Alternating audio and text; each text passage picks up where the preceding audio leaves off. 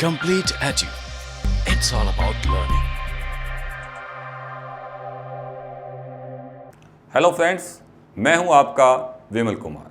आज जो हम डिस्कशन करने जा रहे हैं वो है न्यू एजुकेशन पॉलिसी 2020। अब सबसे पहले दिमाग में क्वेश्चन यही आता है कि ये जो पॉलिसी है ये क्यों आई है। तो उसका रीज़न ये है कि एजुकेशन के अंदर आजकल क्या किया जा रहा है, सिर्फ थ्योरेटिकली और सिर्फ रेक्टिफिकेशन का क्या किया जा रहा है, यूज किया जा रहा है। यानी कोई ये नहीं सोचता कि आने वाले टाइम के अंदर क्या न्यू चीज़ आएगी, क्या नई चीज़ें सामने आएगी, सिर्फ रटने का ही काम किया जा रहा है। तो गवर्नमेंट, जो इंडियन गवर्नमेंट है, उसने ये सोचा है कि आने वाले टाइम के अंदर इस थ्योरेटिकली बेस को हटाकर हम प्रैक्टिकली बेस के अंदर इसको क्या कर दें, चेंज कर दें। इसीलिए गवर्नमेंट ने क्या किया है, न्यू एजुकेशन पॉलिसी 2020 लेकर आई है।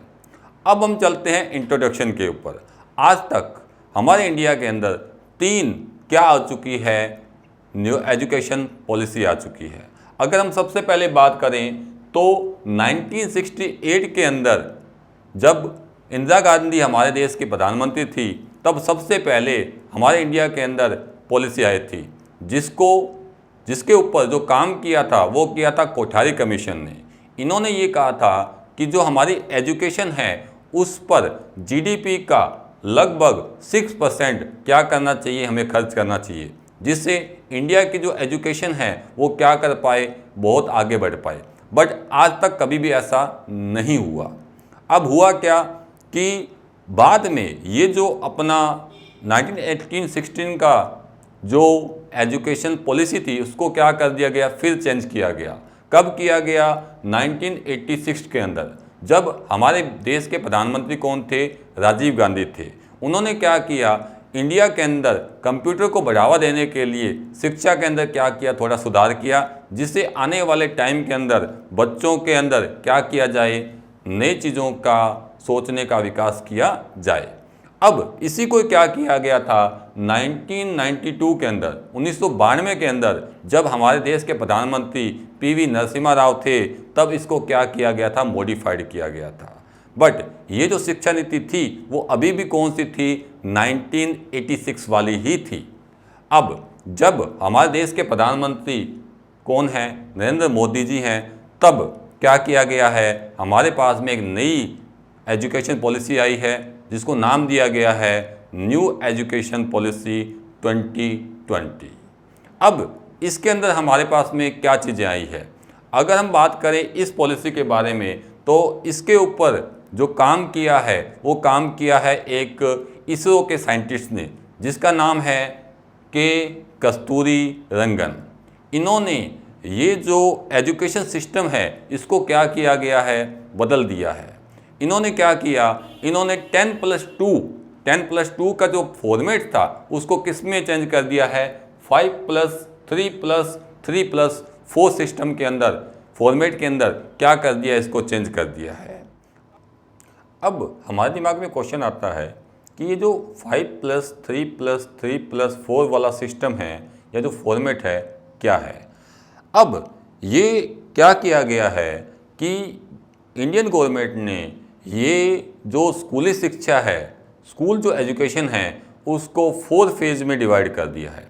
सबसे पहला जो फेज़ हमारे पास में आ रहा है वो है फाउंडेशन फेज़। दूसरा जो फेज़ हमारे पास में आ रहा है वो आ रहा है प्रिपरेटरी फेज़। तीसरा जो फेज़ हमारे पास में आ रहा है वो है मिडिल फेज़, और लास्ट वाला जो फेज़ हमारे पास में आ रहा है वो है हमारे पास में सेकेंडरी फेज़। तो यहाँ पे पहला जो फेज़ है हमारे पास में वो है फाउंडेशन फेज़। अब इसके अंदर क्या है, इसके अंदर ये है कि यहाँ पर जो बच्चे 3 ईयर से लेकर 8 ईयर के हैं, यानी कहने का मतलब कि जो बच्चे अभी nursery, LKG, UKG, first class और सेकंड क्लास के अंदर है, उसको किसके अंदर रखा गया है, फाउंडेशन फेज़ के अंदर रखा गया है। यानी कहने का मतलब इस फेज़ के अंदर जो बच्चे होंगे उनको क्या किया जाएगा, खेल खेल में क्या किया जाएगा, सिखाया जाएगा। यानी पढ़ाई का बोझ यहाँ पे क्या किया जाएगा, कम किया जाएगा। यानी यहाँ पे रट्टाफिकेशन की बजाय सोचने की जो क्षमता है बच्चों के अंदर वो क्या की जाएगी, बढ़ाई जाएगी। अब देखिए, अब इसके बाद हमारे पास में आता है प्रिपरेटरी फेज। अब ये जो फेज हमारे पास में आ रहा है, इसके अंदर जो बच्चे आ रहे हैं वो ऐसे बच्चे आ रहे हैं जिनकी एज 8 ईयर से लेकर 11 ईयर की है। ये जो बच्चे होंगे अब किस क्लास वाले होंगे, 3rd क्लास, 4th क्लास और 5th क्लास वाले। इसके अंदर ऐसे बच्चों को क्या किया जाएगा, तैयार किया जाएगा। यानी तैयार का मतलब ये हो गया कि इन बच्चों को चीज़ों को दिखाकर क्या किया जाएगा, बताया जाएगा कि ये चीज़ ऐसी होती है, ये चीज़ ऐसे बनती है, इन सब से जिससे बच्चे क्या कर पाए, सीख पाए। अब इसके बाद आती है हमारे पास में सबसे महत्वपूर्ण फेज जिसका नाम है मिडिल फेज। अब देखिए, ये जो फेज है जिसके अंदर किसको रखा गया है, क्लास 6 से लेकर 8 क्लास के बच्चों को रखा गया है। अब सबसे बड़ी अगर इस क्लास की मैं बात करूं तो इसके अंदर ये जो बच्चे होंगे वो किसके अंदर जाएंगे, इंटर्नशिप के अंदर। इंटर्नशिप का मतलब ये होगा कि ये जो बच्चे होंगे ये नई चीज़ों को क्या करेंगे, इंट्रोड्यूस करेंगे। यानी ये जो बच्चे होंगे इनको साइंस, मैथ और जो भी सब्जेक्ट है उनके बारे में क्या दिया जाएगा, एलिमेंट्री आइडिया दिया जाएगा, उसको पढ़ाया जाएगा जिससे बच्चे क्या कर पाए, सीख पाए। इसके अलावा ये जो बच्चे होंगे इनको क्या किया जाएगा, एक नई चीज़ जिसका नाम दिया गया है कंप्यूटर कोडिंग, इसको भी क्या किया जाएगा, लाया जाएगा। अब इसमें होगा क्या कि बच्चों को कंप्यूटर का नॉलेज दिया जाएगा। इसके अलावा जितने भी सिस्टम हैं, या चाहे मोबाइल हो चाहे जो भी हो, उन चीज़ों के बारे में बच्चों को बताया जाएगा। जैसा कि हमारे पास में एक देश है जापान, सब जानते हो जापान। अब जापान के अगर बच्चे की हम बात करें तो बच्चा क्यों सक्सेस है वहाँ पे, इसलिए है कि वहाँ पर थ्योरेटिकल नॉलेज नहीं है, वहाँ पर कौन सा नॉलेज है, प्रैक्टिकली नॉलेज। यानी बच्चे को क्या किया जाता है, चीज़ें दे दी जाती है और बच्चा उसके बारे में स्टडी करता है और स्टडी करने के बाद क्या करता है, उस चीज़ों को सीखता है। वही चीज़ सेम कहाँ इम्प्लीमेंट करने जा रहे हैं हम, इंडिया के अंदर, जिससे बच्चा क्या कर पाएगा, चीज़ों को सीख पाएगा, समझ पाएगा और जो हमने आज तक थ्योरेटिकली या जो रट्टाफिकेशन किया है वो सारा क्या हो जाए, ख़त्म हो जाए। उसके बाद हमारे पास में जो नेक्स्ट फेज आती है वो आती है सेकेंडरी फेज। अब देखिए, ये जो सेकेंडरी फेज है या सेकेंडरी क्लासेज है, इसमें हमारे पास में आएगी 9 से लेकर 12 क्लास।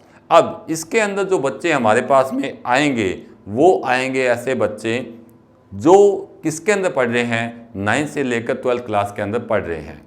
अब सबसे पहले अगर मैं इसकी बात करूं तो यहाँ पर जो बच्चे हैं उनके लिए सबसे ये सिस्टम हो गया है कि यहाँ पर बच्चों को कोई भी सब्जेक्ट चूज़ नहीं करना है। यानी कहने का मतलब कि जब भी हम 11th या 12th क्लास में जाते थे तो सब्जेक्ट या स्ट्रीम चूज़ की जाती थी, वो हमने क्या कर दिया, यहाँ पे ख़त्म कर दिया। यानी कोई भी यहाँ पे क्या नहीं रहेगा, स्ट्रीम सिस्टम नहीं रहेगा। अब बच्चा अपनी मर्जी का कोई भी क्या कर सकता है, सब्जेक्ट चूज़ कर सकता है। जैसे लाइक अगर मैं अपनी बात करूँ कि मान लेता हूँ कि मैं बायोलॉजी पढ़ना चाहता हूँ, सपोज करते हैं, तो बायोलॉजी के अंदर आपको बायोलॉजी, केमिस्ट्री, फिजिक्स तो पढ़नी ही पड़ेगी। पर आप में से मान लो किसी का किसी का इंटरेस्ट कंप्यूटर साइंस में है, किसी का हिस्ट्री के अंदर है, तो आप वो सब्जेक्ट भी क्या कर सकते हो, इसके साथ में स्टडी कर सकते हो। तो ये कुछ फेजेस दी गई है जिसके अंदर आपको क्या किया जाएगा, चीज़ों को क्या किया जाएगा, सेलेक्ट किया जाएगा। यहाँ पे मैं आपको एक बात बता दूं कि यहाँ पे 10th जो बोर्ड है वो ख़त्म कर दी गई है, यानी बोर्ड का सिस्टम ख़त्म कर दिया है। अब बोर्ड से होता क्या था कि बच्चा क्या करता था, रट्टाफिकेशन करता था, थ्योरेटिकली ज्ञान या सोचता था, बट अब क्या किया जाएगा, उसको प्रैक्टिकली ज्ञान दिया जाएगा जिससे वो ज़्यादा से ज़्यादा चीज़ों को क्या कर पाए, अपने को सीख पाए। ये था हमारा आज का पहला पार्ट। ये जो सिस्टम हमने स्टडी किया है वो क्या है, 5+3+3+4 का। यानी ये जो सिस्टम है वो किसके अंदर लागू हो रहा है, स्कूल एजुकेशन में लागू हो रहा है। आज के लिए फ्रेंड इतना ही। हमसे जुड़ने के लिए हमारे YouTube चैनल को सब्सक्राइब कीजिए और हमारे इंस्टा और फेसबुक पेज को लाइक कीजिए। Thank you.